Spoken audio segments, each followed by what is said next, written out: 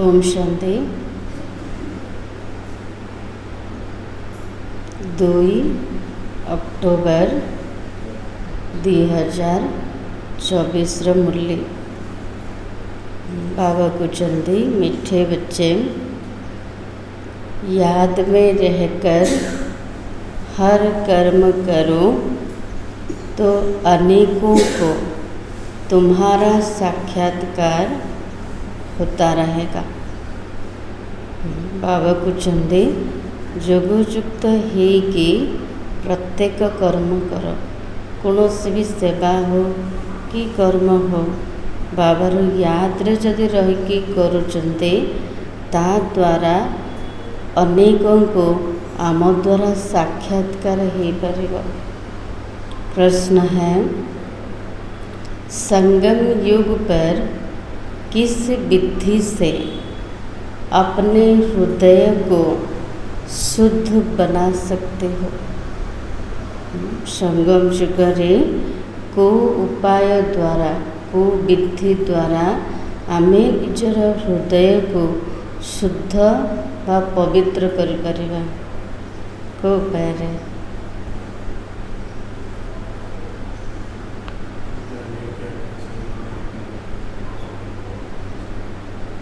बाप है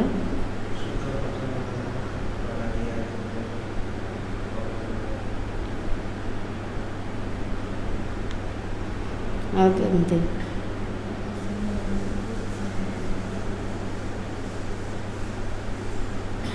उत्तर, याद में रहकर भोजन बनाओ और याद में खाओ तो हृदय शुद्ध हो जाएगा। बाबा कुचंदी जोगयुक्त है कि भोजन प्रस्तुत कर आउ ताकू जोगयुक्त है कि स्वीकार कर, तेबे हृदय शुद्ध हो। संगम युग पर तुम ब्राह्मणों द्वारा बनाया हुआ पवित्र ब्रह्मा भोजन देवताओं को भी बहुत पसंद है। भोजन रे केते महत्व अच्छी। संगम युग रे ब्राह्मण मानक द्वारा प्रस्तुत होइथिबा पवित्र ब्रह्मा भोजन देवता मानक मध्य बहुत पसंद। से माने मध्य बहुत इच्छुक अटंते। जिनको ब्रह्मा भोजन का कदर रहता वह थाली धोकर भी पी लेते हैं। ब्रह्मा भोजन प्रति जार बहुत सम्मान अच्छे से माने कौन करेंगे? थाली धोईकी मध्य पानी पीवे। गोटे गोटे दाना केते शक्तिशाली अटे। महिमा भी बहुत है। याद में बनाया हुआ भोजन खाने से ताकत मिलती है, हृदय शुद्ध हो जाता है। बाबा कुचंदी ब्रह्मा भोजन रो बहुत महिमा अच्छे। जदि याद रे रहीकि प्रस्तुत करथिबा भोजन ताको याद रे रहीकि स्वीकार करछंदे ता द्वारा शक्ति मिलेबा, हृदय शुद्ध हो जाबा। जमते सब्जी रे आमे कोन करछंदे तेल मसला सब पकाउछंदे ना, तो ता भीतर आ कोन ऐड करबा? बाबार याद पकेबा। बाबार स्मृति रे रहीकि जदि बनेबा तेबे स्वीकार करिया वाला को बहुत शक्ति मिलेबा और हृदय शुद्ध हो जाबा। ओम शांति। संगम पर ही बाप आते हैं, रोज बच्चों को कहना पड़ता है क्या? बाबा तो संगम जुगर आसुचंदे, प्रत्येक दिन पिला मान को कहया पड़ुची। कौन कहते? आ कौन कहते कि रूहानी बाप रूहानी बच्चों को समझा रहे हैं। भूली जाऊँ ना किए बुझाऊँच। तेणु प्रत्येक दिन बाबा को मन पकड़ा पड़ुचे। किए बुझाऊँ? रूहानी बाबा रूहानी पिला मानू बुझाउछन्ते। ऐसा क्यों कहते हैं कि बच्चे अपनी को आत्मा समझो? प्रत्येक दिन कहते हेले एमती कौन पाई कहते जे पिला माने निजको आत्मा भाव कौन पाई कहते?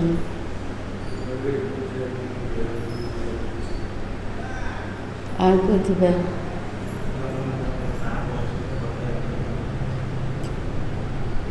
बच्चों को यह याद पड़े बरोबर बेहद का बाप है, आत्माओं को पढ़ाते हैं। आत्मार स्मृति रहिले बाबार स्मृति रहिबो। जो मोर पिता किए मते किए पाठ पढ़ाउछन्ते। सर्विस के लिए भिन्न भिन्न पॉइंट्स पर समझाते। बच्चे कहते हैं सर्विस नहीं है, हम बाहर में सर्विस कैसे करें? बाप सर्विस की युक्तियाँ तो बहुत ही सहज बतलाते। सेवार सहज युक्ति बतौछन्ते। चित्र हाथ में हो, रघुनाथ का काला चित्र भी हो, गोरा चित्र भी हो, श्री कृष्ण का व श्री नारायण का चित्र गोरा भी हो काला भी हो, भले छोटे चित्र ही हो। छोट चित्र हेले चलिबो। बाबा कहते चित्र पाखरे था। श्री कृष्ण कर, नारायण कर, राम कर, कला चित्र गोरा चित्र उभय था। श्री कृष्ण का इतना छोटा चित्र बनाते, तुम मंदिर के पुजारी से पूछ सकते हो इनको काला क्यों बनाया है, जबकि असुल गोरा था। बाबा पूजारी को पचारि पारिबो जे कला कौन पाई बनैछन्ते? से तो देवता रूप जिते थिले सत्य जुगरे गोरा थिले। बाबा ये शरीर कथा कहना, आत्मार कथा। वास्तव में तो शरीर काला नहीं होता। देवी देवता मानकर शरीर कला नुह। यह तो तुम बच्चों को समझाया गया है आत्मा कैसे भिन्न भिन्न नाम रूप धारण करने नीचे उतरते हैं। बाबा बुझाउछन्ते जे आत्मा केमती नाम रूप धारण करके ऊपर तलू आसुची, आउ थे केमती तलू ऊपर को जाऊँगी। कौ चित्र देखाई? सीढ़ी चित्र रे। जब से काम चिता पर चढ़ती है तब से काली बनती है। कला कला चित्र केबेठार बनैले? जेतेले देवी देवता माने वाम मार्ग को जीवा आरंभ कले, विकारी बनिले, उल्टा मार्ग रे चलिले। जगन्नाथ व श्रीनाथ द्वारे में ढेर यात्री होते हैं, तुमको निमंत्रण भी मिलते हैं। जगन्नाथ श्रीनाथ मंदिर को ढेर यात्री जाउछन्ति, आमको मध्य निमंत्रण मिलुची। बोलो हम श्रीनाथ के 84 जन्मों की जीवन कहानी सुनाते हैं, भाइयों और बहनों आकर सुनो। बाबा उपाय बतौछन्ति केमती सेवा करि परिबो। जगन्नाथ व श्रीनाथ मंदिर को जाओ, बहुत ढेर सारा यात्री जाउछन्ति, सेठी सेवा हो परिबो। तो सेठी जाई कौन कहबा जे आमे श्रीनाथंकर 84 जन्मर जीवन कहानी शुणाउछु, भाई भौणी माने आसिकी सुनो। ऐसा भाषण और कोई तो कर न सके। तुम समझा सकते हो यह काला क्यों बने हैं। जगन्नाथ को भी कला चित्र बने, श्रीनाथ को मध्य कला रूप से देखे। तो सीटी बुझे पारिबा जे कला कौन पाई बनई। हरे को पावन से पतित जरूर बनना है। देवताएं जब वाम मार्ग में गए तब उन्हें काला बनाया। देवी देवता मैंने वाम मार्ग को गले सेबेठारू कला कला सब चित्र तैयारी करछन्ती। काम चिता पर बैठने से आयरन एजेड बन जाते हैं। काम चितारे बसिबा द्वारा लौह जुगी हो गले, अर्थ पतित कला हो गले।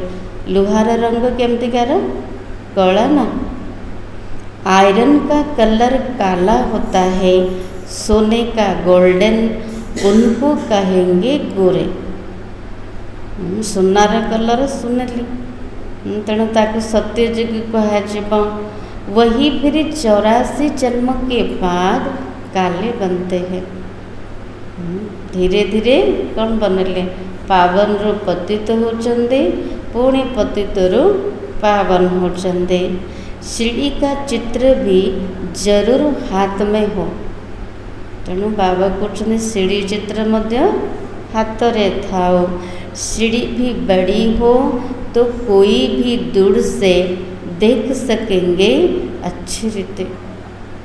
सीढ़ी चित्र एते बड़ होताओ जे दूररू किए भी देखी पारिबे और बुझी पारिबे। और तुम समझाएंगे कि भारत की यह गति है, लिखा हुआ भी है उत्थान और पतन।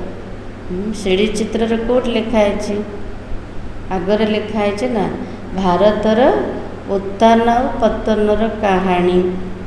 बच्चों को सर्विस का बहुत शौक होना चाहिए, समझाना है यह दुनिया का चक्र कैसे बढ़ता है।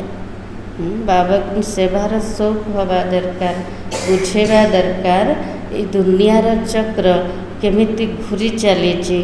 Golden age, silver age, copper age, फिर यहाँ पुरुषोत्तम संगम युग भी दिखाना है। चक्र भितरे 4 युग को देखा है, सत्य युग, त्रेता युग, द्वापर युग, कड़ी युग। आउ को युग को देखेबा पुरुषोत्तम संगम युग। भले बहुत चित्र नहीं उठाओ, सीढ़ी का चित्र तो मुख्य है भारत के लिए।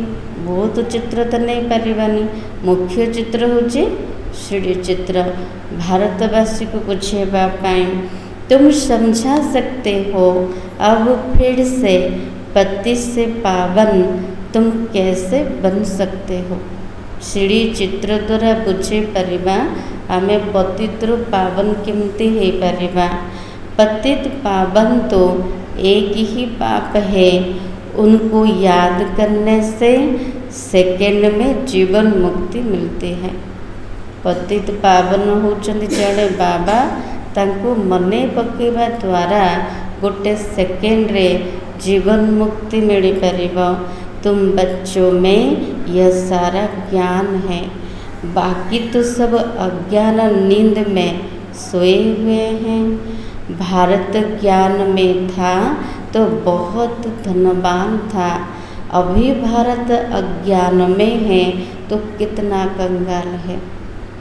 जिते ज्ञान थिला धनवान थिला भारत, एबे अज्ञानता बढ़ी जाए, तेणु भारत कंगाल हो जाए।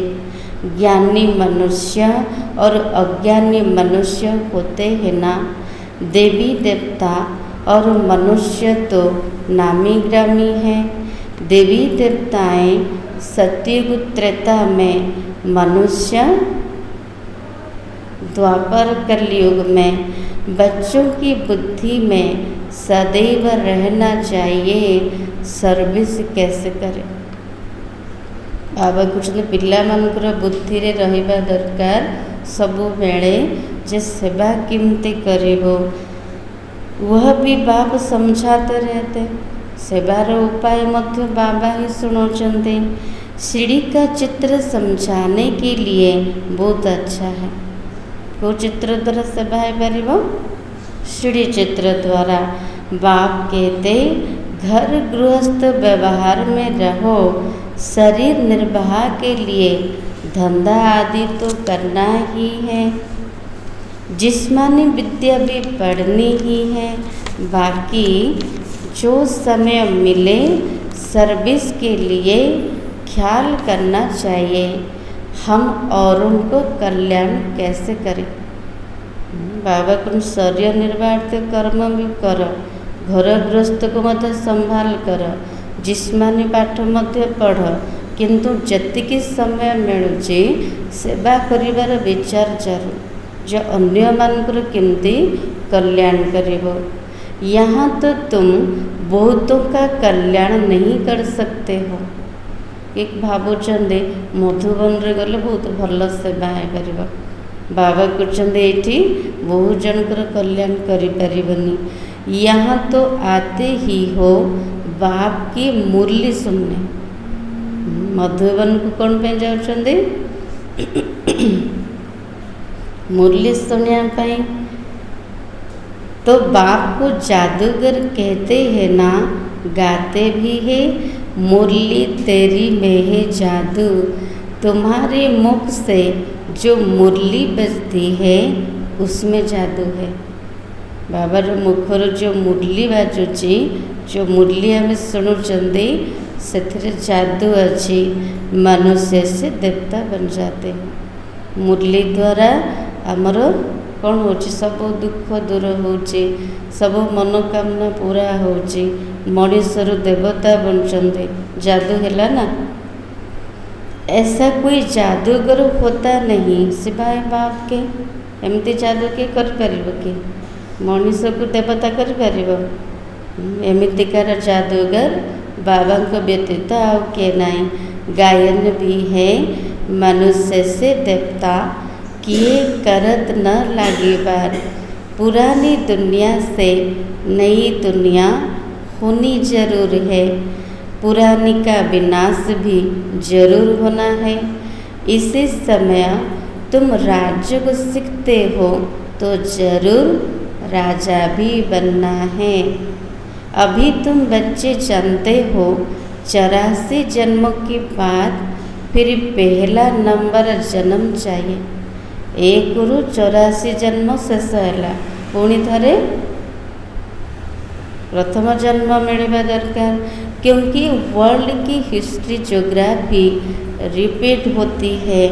सत्युग त्रेता जो भी होकर गया है सो फिर रिपीट होना है जरूर। सत्ययुग त्रेता युग जहाँ भी अतिक्रम कर सारी पुणी थरे से प्रकार पुनरावृत्ति हवा। तुम यहाँ बैठे हो तो क्या करना है? क्या ऊपर बाबा जोड़ दौरान? तुम यहाँ बैठे हो तो भी बुद्धि में याद करना कि हम वापिस जाते हैं, फिर सतो प्रधान देवी देवता बनते हैं।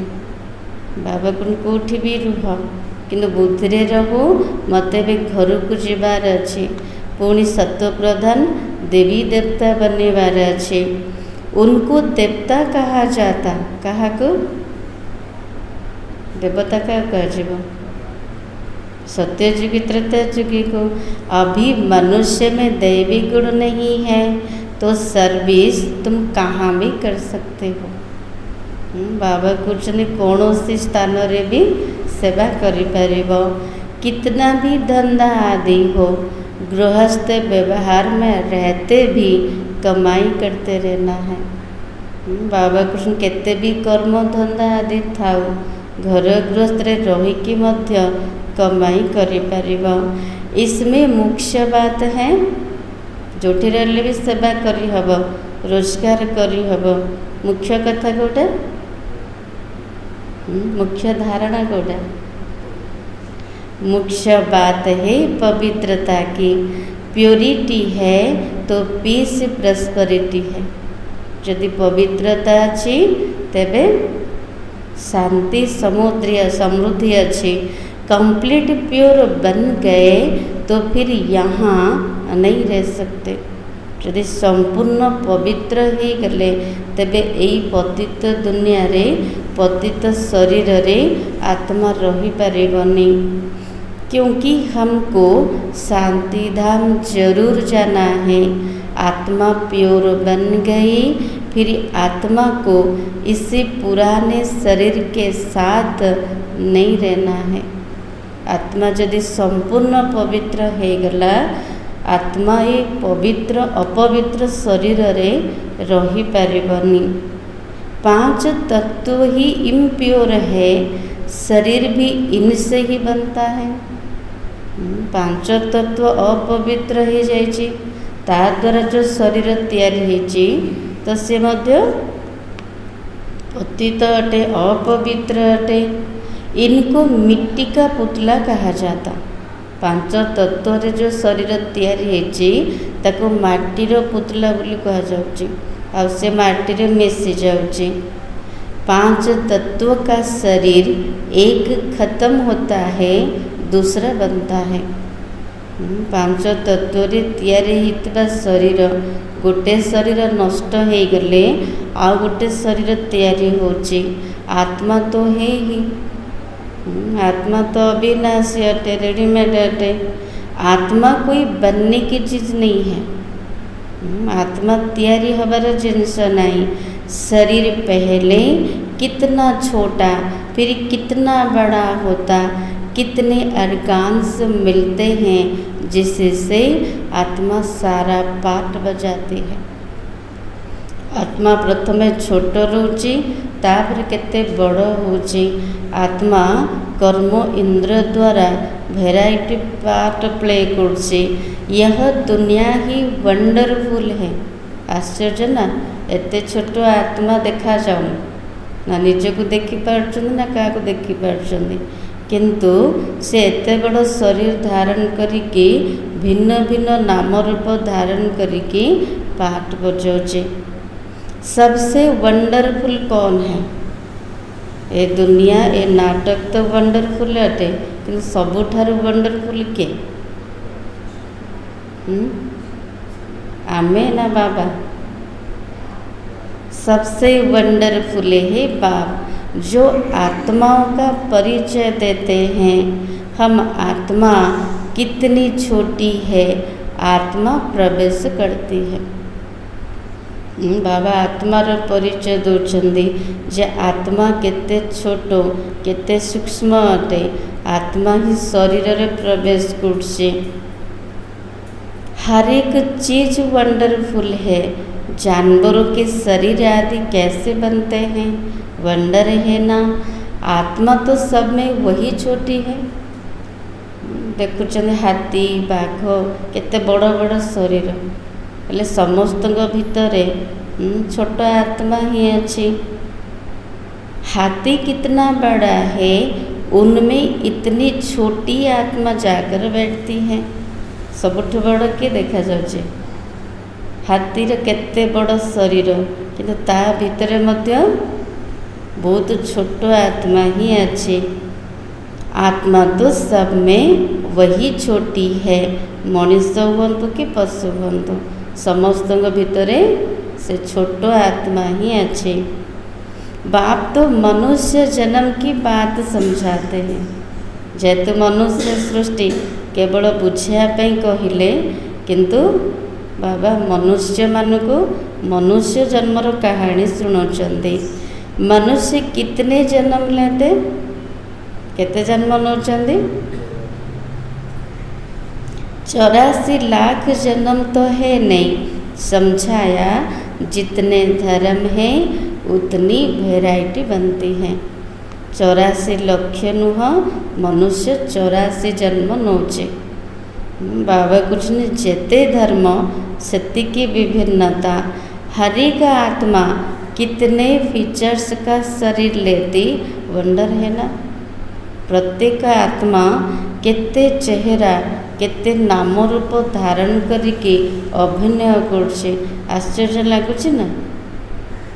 ऐसा नहीं कहेंगे कृष्ण काला कृष्ण गोरा, नहीं, उनकी आत्मा पहले गोरी थी, फिर 84 जन्म लेते लेते काली बनती है। सबू जाक आत्मा पर निर्भर करछे।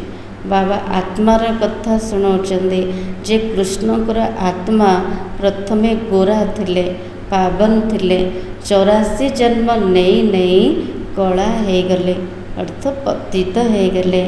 तुम्हारी भी आत्मा भिन्न भिन्न फीचर्स, भिन्न भिन्न शरीर लेकर पार्ट बजाती है। यह भी ड्रामा है। तुम बच्चों को कभी भी कोई फिक्रात नहीं होनी चाहिए। अच्छी चिंता बाबा कहते पिला मन को कौनसी चिंता न रहिबा दरकार। सब एक्टर्स है, एक शरीर छोड़ दूसरा लेकर फिर पार्ट बजाना ही है। समस्ते अभिनेता अभिनेत्री अटंते। गोटे शरीर छाड़ी आउ गोटे शरीर नहीं पार्ट बजाते। हर जन्म में संबंध आदि बदल जाता है।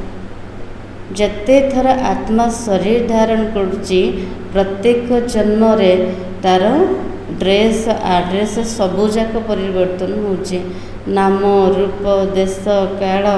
तो बाबा समझाते यह बना बनाया ड्रामा है, पूर्व प्रस्तुत ड्रामा अटे। आत्मा ही 84 जन्म लेते लेते तमो प्रधान बनी है। अब फिर आत्मा को सतो प्रधान बनना है। 84 जन्म नहीं कि आत्मा तमो प्रधान हो जाइए, पुणी आत्मा को सतो प्रधान हबार अच्छी। पावन तो जरूर बनना है। पावन सृष्टि थी, अब पतित है, फिर पावन होनी है। सतो प्रधान तमो प्रधान अक्षर तो है ना। सतो प्रधान सृष्टि, फिर सतो रजो तमो सृष्टि। अभी जो तमो प्रधान बने हैं वही फिर सतो प्रधान कैसे बने? जो आत्मा माने तमो प्रधान हो जाइए, पुणी थे सतो प्रधान केमती हे? कौन कले? बाबा को मन पकेले। पति से पावन कैसे बने? बरसात के पानी से तो पावन ही बनेंगे। वर्षा पानी रे पावन हो जाए कि? बरसात से तो मनुष्य का मौत भी हो जाता है। बन्या जदि हो मृत्यु हो जाऊे ना, फ्लड्स हो जाती है तो कितने डूब जाते हैं। बन्या पानी जदि पड़े आसला अचानक केते जनकर मृत्यु होचे, केते जन डूबिकी मर जाउछंदी। अभी बाप समझाते रहते ये सब खंड नहीं रहेंगे। एते सारा जो देश अच्छी किसी भी रहबनी। नेचुरल कैलामिटीज भी मदद देखी सफाई करने सृष्टिर प्राकृतिक विपर्य साहाय्य करिब। कितने ढेर मनुष्य जानवर आदि बह जाते। बन्या बात्या हेले केते सारा मनुष्य जीव जंतु सब भासिकी पड़ोचंदी। ऐसे नहीं कि पानी से पावन बन जाते। भासिकी पड़े था आत्मा शरीर छाड़ देला, हेले शरीर पावन है कि? वो तो शरीर चला जाता है। शरीर के तो पति से पावन नहीं बनना। शरीर को पतित्र पावन हबार ना, क्या हबार अच्छी? आत्मा को पतित्र पावन हबार अच्छी। पावन बनना है आत्मा को। सो पतित पावन तो एक बाप है। भल वह जगत गुरु कहलाते, परंतु गुरु का तो काम है सदगति देना। जगत गुरुर उपाधि नौचंदी, किंतु गुरुर काम कोड़ा? सदगति दबा। वह तो एक ही बाप सदगति दाता है। बाप सतगुरु ही सदगति देते हैं। से गुरु अटंते। सतगुरु तो जड़े जे कि सदगति दबा वाला, सदगति दाता। बाप समझाते तो बहुत रहते हैं, ये भी सुनते हैं ना। के शुणुंट पाखरे? सबुठ पाखरे किए बसुंदी? ब्रह्मा बाबा।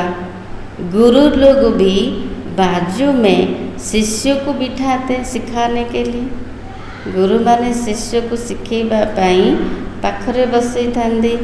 यह भी उनके बाजू में बैठता है। ब्रह्मा बाबा मध्य शिव बाबा पूरा पाखरे बसते। बाप समझाते हैं, यह भी समझाते होंगे ना। गोटे शरीर रे दीटा आत्मा अच्छे के शिव बाबा बुझाऊँच तो ब्रह्मा मध्य बुझाऊँच। इसलिए गुरु ब्रह्मा नंबर 1 में जाता है। तेणु से प्रथमे नंबर 1 क्या कहते, गुरु ब्रह्मा को प्रथमे कहते। फिर भी बाप कहते, बच्चों माँ में कम याद करो। कई बच्चे कहते इतने धंधाधोरी की फिक्रात में रहते हैं, हम अपने को आत्मा समझ बाप को कैसे याद करें। बाबा कृष्ण केवल मत मन पका। केते पिला कौन कहते, एत सब काम धंदा रोचे, तार चिंता रोचे, एत व्यस्त रोचु, निज को आत्मा भाविकी बाबा को केमती मन पकेब। क्वेश्चन कर अच्छी क्वेश्चन। एते काम करुचु, एते व्यस्त रोचु, बाबा को केमती मन पकेब, निज को आत्मा भाविकी। बाबा कहते, भक्ति मार्ग में तुम हे ईश्वर, हे भगवान कहे याद करते हो ना। याद तब करते हो जब कोई दुख होता है। भक्ति मार्ग रे मते मन पकाउथिले, जेतले दुख आसुतला, किछि विपद आसुतला, सेते बेले मन पकाउथिले। मरने समय भी कहते राम राम बोलो। मरिबा समय कौन कहते, कान पाखे सब कौन करते, गीता पढ़ुले, रामायण शुणुले, कहते कृष्ण कृष्ण कुह, राम राम कुह। जीवन सारा केवे मन पकई नथिबे, मरिबा समय ही पारिबो। बहुत संस्थाएं हैं जो राम नाम का दान देती है। जैसे तुम ज्ञान का दान देते हो, वो फिर कहते राम बोलो राम बोलो। बहुत संस्था एमती अच्छे बाबा कहते जो मान कि राम नाम रो दान दौरान। जमिति आमे ज्ञानर दान करछंदी, सेमाने कौन कहते राम राम कुह। तुम भी कहते हो शिव बाबा को याद करो। शिव को तो कि जाने ना, आमे भी कहते शिव बाबा को मन पकाओ। वो तो शिव को जानते ही नहीं, ऐसे राम राम कह देते। शिवंकर तो पूरा परिचय नहीं, एमती केवल राम राम कह दौरान। अब यह भी क्यों कहते कि राम कहो जबकि परमात्मा सब में है। बाबा कौन से मन को बुझाओ, राम कुह बोली कौन पे कहते। जदि ईश्वर सर्वव्यापी समस्त भितर अच्छे, हेले निजे निज को मन पकेब कि निश्चित द्वितीय किए जड़े होते मन पकेबे। जदि सर्वव्यापी तो कहा को मन पकेबे। बाप बेटे समझाते राम व कृष्ण को परमात्मा नहीं कहा जाता। जी भी देहधारी अटंती, शरीरधारी अटंती, से देवता हुंतु कि महात्मा हुंतु, कहा को भी भगवान कहा जीवनी। उन्हें देवता कहा जाता, उनकी भी कलाएं कम होती जाते हैं। कृष्ण को राम को देवता कह, कृष्ण होचनी संपूर्ण देवता, राम को अधा बोली कह। कौन पाए दुई कला कमी जाऊँगी। हर एक चीज़ की कला कम तो होती ही है। कपड़ा भी पहले नया फिर पुराना होता है। प्रत्येक जिनस नुआर पुराना होचे। तो बाबा इतनी बातें समझाते, फिर भी कहते मीठे मीठे रूहानी बच्चों अपने को आत्मा समझो। एते सारा ज्ञान बाबा बुझेले, पुणी कौन कहते मोर मीठा मीठा रूहानी पिला माने निजको आत्मा बोली भाव। सिमर सिमर सुख पाओ, कलह क्लेश मिटे सब तन के, जीवन मुक्ति पद पाओ। केवल एटा अच्छी गाँव कि सतरे किए कर कि क्या मन पकेले सुख मिल। बाबा को स्मरण कले सुख प्राप्ति हब।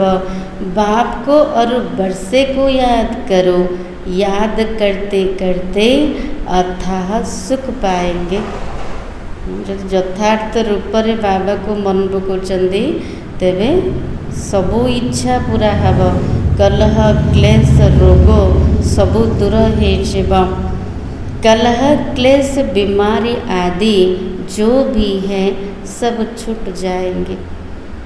यदि बाबा को स्मरण कर प्रति मुहूर्त तेबे कलह क्लेश रोग आदि सब दूर हो। तुम 21 जन्म के लिए निरोगी बन जाते हो। गोटे जन्म पे नुह 21 जन्म पाई आमे निरोगी बनचंते। तुमको बाप प्रैक्टिकल में समझाते, बाप को सिमरो तो तुम्हारी सब मनोकामनाएं पूरा हो जाएगी, सुखी हो जाएंगे। समान तो जाने ना क्या को मन पकेबे, किंतु आमे प्रैक्टिकल रे बाबा को मन पकाउछन्ते जहाँद्वारा आमर सब मनोकामना पूरा होछि आउ आमे 21 जन्म पर्यंत सुखी हो जाउछन्ते। मोचरा खाकर मानी टुकड़ खाना अच्छा है। बाबा कहते दंड खाई सजा खाई सुखिला रोटी खाइबा छोट पद मिलवा भल कथा कि। सबको ताजी रोटी पसंद आती है ना, गरम गरम फुली थी ताज़ा रोटी पसंद ना। आजकल तो तेल ही चलता है, वहाँ तो घी की नदियाँ बहती हैं। आजिकल तेल बेसी चलुची, तेल रे सब बना होची रोसई, किंतु सत्य जुगरे घीर नदी बहु। तो बच्चों को बाप का स्मरण करना है। बाबा कुछ ने पिला माने बापा को मन पका, स्मरण करो। बाबा ऐसे भी नहीं कहते यहाँ बैठकर बाप को याद करो। बापा को मन पकाया पाई बसिकी करिया को पड़ुछि के। बाबा कुछ ने एमती भी मु कहूनी जे एठी बसिकी मते मन पकाओ, नहीं चलते फिरते घूमते शिव बाबा को याद करना है। चलिबा बुलिबा समय रे, भ्रमण करने समय रे बाबा को मन पकाओ। जदि अभ्यास थिबो तेबे अंत समय फायदा हबो। से समय रे चारिआडे हो हल्ला होथिबो, चारिआडे सब चित्कार करथिबे, हेले साक्षी की देखी पारिबा। बाबा कहते नौकरी आदि भी करनी है, बाप की याद बुद्धि में रहनी चाहिए। जहाँ भी कर, जोटी भी थाओ, किछि भी काम कर, किंतु बुद्धि रे बाबार याद रहो। लौकिक बाप के बच्चे नौकरी आदि करते हैं, याद तो रहती है ना। पिला मन कुछ बाबा मत सर्विस कर समय एत काम कर मन पकई पार मत समय मिलूनी। बाबा कुछ जमी लौकिक पिलाटा चाकरी कर तार बापा को मन पकाइवाई अलग समय दरकार कि चाकरी सहित मन भी रोचे ना। तो बाबा कहते कोई भी पूछेगा तो झट बताएंगे हम किसके बच्चे हैं। माने नौकरी कला समय सर्विस कला समय जदि किए पचारे कहार संतान अटंती बापा किए तुरंत कही पारे ना मो अमुक व्यक्तिर संतान अटे, मो बापार ना या अटे, मो बापा एटा कर। तो बाबा कहते बुद्धि में बाप के प्रॉपर्टी भी याद रहती है। बुद्धि रे बापा भी मन रोचंदी, बापा पाखरे कौन संपत्ति अच्छी सेटा भी मन रोचे। तो तुम भी बाप के बच्चे बने हो तो प्रॉपर्टी भी याद है। आमर बापा मध्य किए गले भगवान अटंती। तेणु सब कर्म करने समय बुद्धि रे बाबार याद रहो। आ बाबा ठार जो संपत्ति मिलूचे सेटा मत याद रहो। आत्मा में ही सारा पाठ नोंधा हुआ है जो इमर्ज होता है। बाप को भी याद करना है और कोई से संबंध नहीं, केवल बाबार याद रहो, आउका सहित संबंध नहीं। इसे ब्राह्मण कुल में तुम्हारा जो कलब कलब पाठ चला है वही इमर्ज होता रहता है। ब्राह्मण कूल रे कल्प कल्प जो पाठ अच्छी जो पाठ चली ताहा ही इमर्ज होची। बाप समझाते खाना बनाओ, मिठाई बनाओ, सिर्फ बाबा को याद करते रहो। हृदय को, मन को, बुद्धि को शुद्ध करने बाबा सहज जुक्ति बतैले। मिठाई तैयारी कर कि रोषेई कर, बाबार स्मृति रे कर, तेबे से शक्ति भरिब।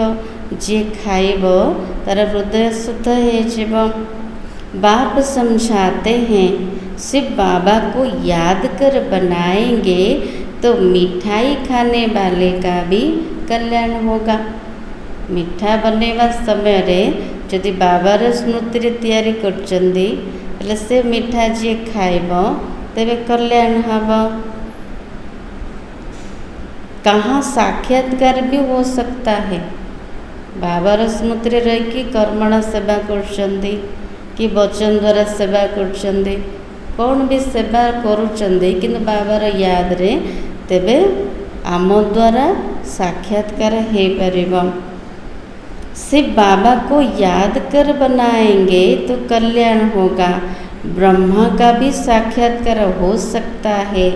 शुद्ध अन्न पड़ता है तो ब्रह्मा का, श्री कृष्ण का, शिव का साक्षात्कार कर सकते हैं। जदि पेट को शुद्ध अन्न जाऊँची तेबे ब्रह्माकर, श्री कृष्णकर, शिवंकर साक्षात्कार करिपारिबे। ब्रह्मा है यहाँ साकार मुरली चलता ना, ब्रह्मा कोठी अछंदे मधुबन रे। ब्रह्मा कुमार कुमारियों का नाम तो होता है ना, बहुतों को साक्षात्कार होते रहेंगे क्योंकि बाप को याद करते हो ना। जदि बाबार स्मृति रे आमे कर्म करछंदे, कर्म जोगी ही कि तेबे आम द्वारा बहु जन को साक्षात्कार हो पारिबो। बाप युक्तियाँ तो बहुत बताते, वह मुख से राम राम बोलते हैं। तुमको जबान चलाने की बात नहीं है, मुख से कुछ बोलना नहीं है। जैसे वह लोग समझते गुरु नानक को भोग लगा रहे हैं, तुम क्या समझते हो। जमती सिख माने भावुचंदी आमे गुरु नानक को भोग लगाऊँ, आमे कौन भावुचंदी हम सिर्फ बाबा को भोग लगाने के लिए बनाते हैं। यदि भल जिनस आनिले किए मन रोचे एटा पुओ को पसंद हाँ नहीं, आकु पसंद ताकु पसंद, बाबा कुछ ना मु बाबा पाई भोग बनवाई प्रस्तुत करछे। बाबार स्मृति रे ताकु तैयारी कर। सिर्फ बाबा को याद करते बनाएंगे तो बहुतों का कल्याण हो सकता है। यदि बाबार स्मृति रे रहीकि भोजन प्रस्तुत करुचंदी तेबे ता द्वारा बहु जनकर कल्याण हो पारिबो। उन भोजन में ताकत हो जाती, इसलिए बाबा भोजन बनाने वालों को भी कहते सिर्फ बाबा को याद कर बनाते हो। बाबार स्मृति रे यदि भोजन बनैबा से शक्ति मिसिब ना, शक्ति मिलिब। तेणु जो माने ब्रह्मा भोजन तैयारी करछंदे सेमानकु मध्य बाबा इशारा करथिले। बाबार याद अच्छी लिखा हुआ भी है, सिर्फ बाबा याद है। याद में रहकर बनाएंगे तो खाने वालों को भी ताकत मिलेगी, हृदय शुद्ध होगा। यदि जोगयुक्त स्थिति रे भोजन प्रस्तुत करिबे तेबे ताकु जे स्वीकार करिबे तार बुद्धि तार हृदय शुद्ध हो जीव, ता सहित शक्ति मध्य मिलेब। ब्रह्मा भोजन का गायन भी है ना। ब्राह्मणों का बनाया हुआ भोजन देवताएं पसंद करते हैं। ब्रह्मा भोजन रो बहुत महत्व अच्छे। जे देवता मानक मते बहुत पसंद पवित्र ब्राह्मण मानक द्वारा प्रस्तुत होता ब्रह्मा भोजन। ये भी शास्त्र में है, शास्त्र लिखा है जी ब्राह्मणों का भोजन बनाया हुआ खाने से बुद्धि शुद्ध हो जाती है, ताकत रहती है। ब्रह्मा भोजन की बहुत महिमा है।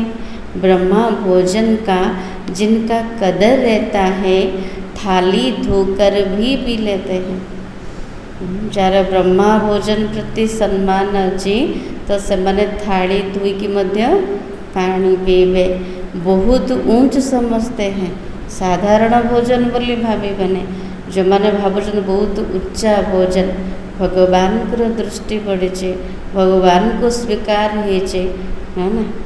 भोजन बिगड़ तो रह न सके, न खाएगी के रही पारे कि फेमन में भोजन बिगड़ मन जाते मन कर मरुड़ी पड़ा खाइबा मिलबनी तो बहुत जनकर मृत्यु होची।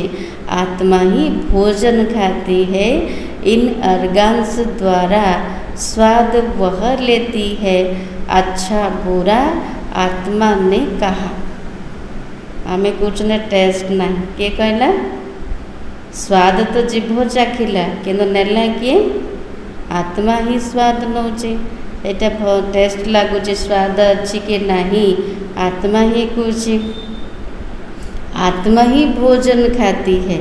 आत्मा भोजन ग्रहण करुची केमती शरीर द्वारा मुख द्वारा, बहुत स्वादिष्ट है, ताकत वाला है।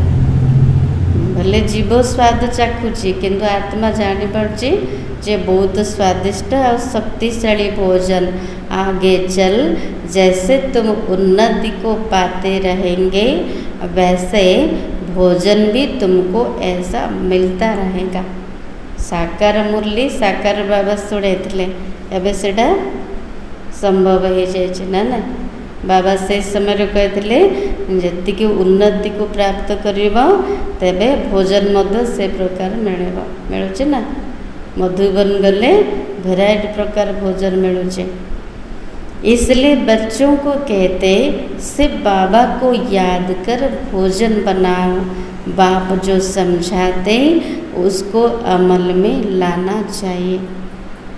बाबा जी हृदय केमती शुद्ध हम, बुद्धि केमती शुद्ध हम, तापाई उपाय बतैले जे भोजन जिते बनौच बाबार याद रे बनाओ, जिते ग्रहण करुच बाबार याद रे स्वीकार कर, तेबे हृदय शुद्ध हो।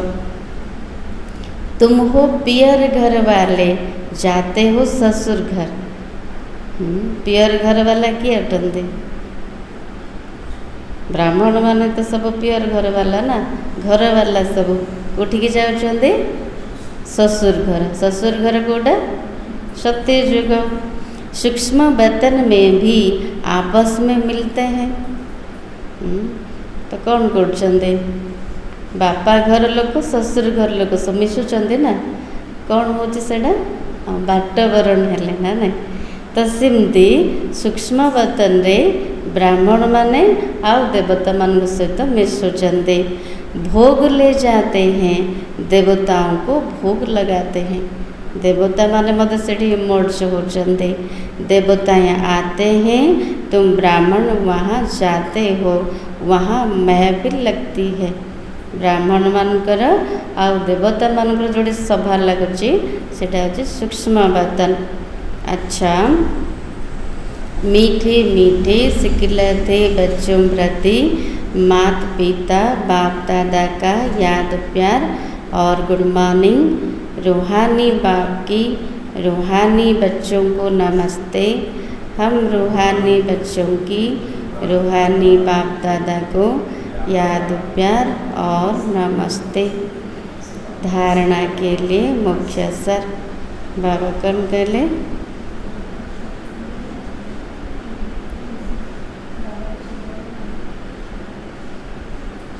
हाँ शशि माता जी।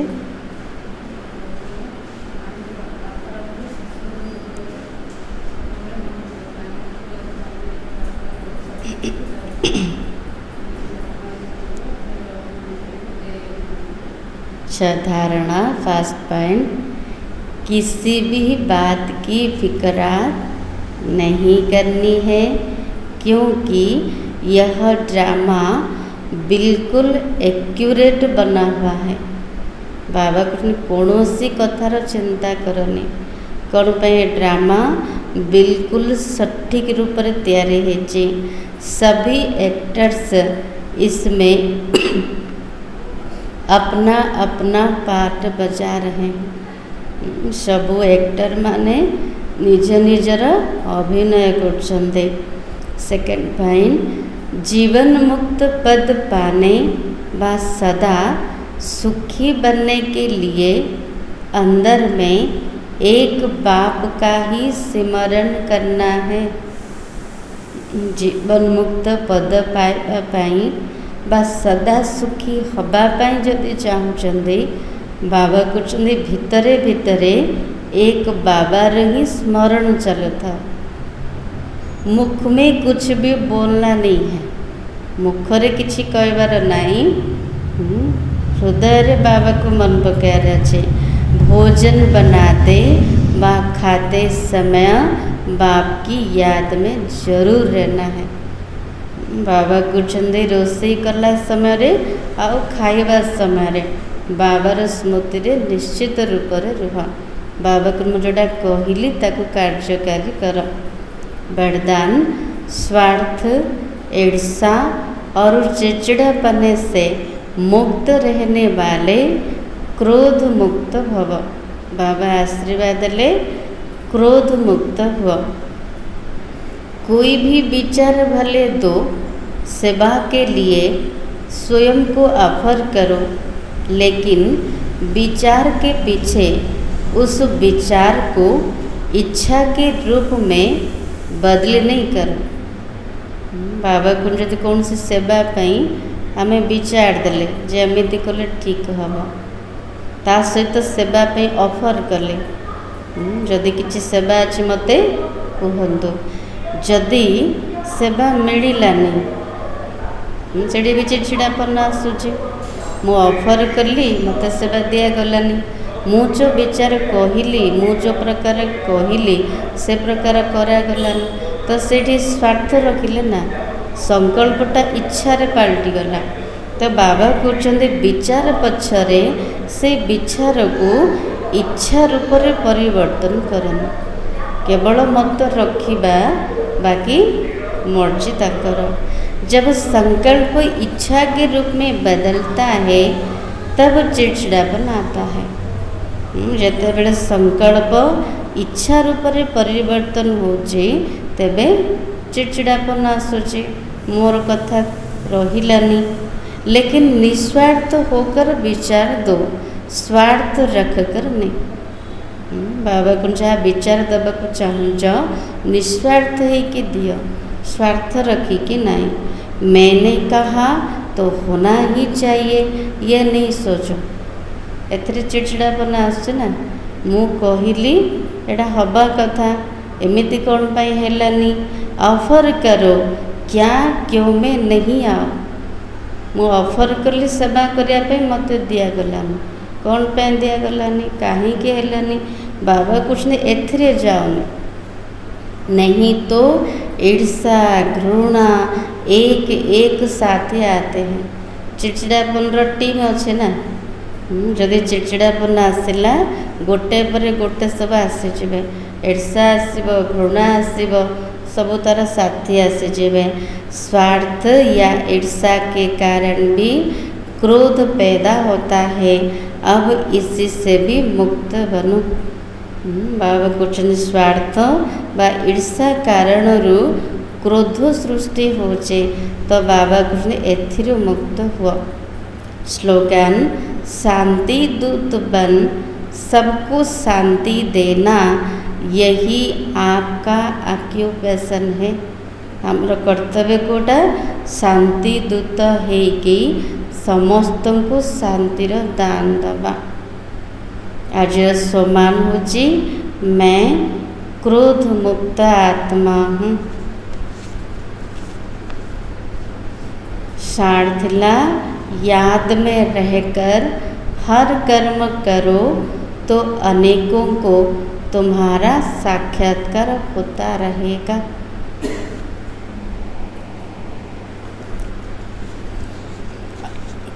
अव्यक्त सारा आज पॉइंट अच्छी, जो भी पुराने संस्कार है और पुरानी नेचर है वह बदल कर ईश्वरीय नेचर बना।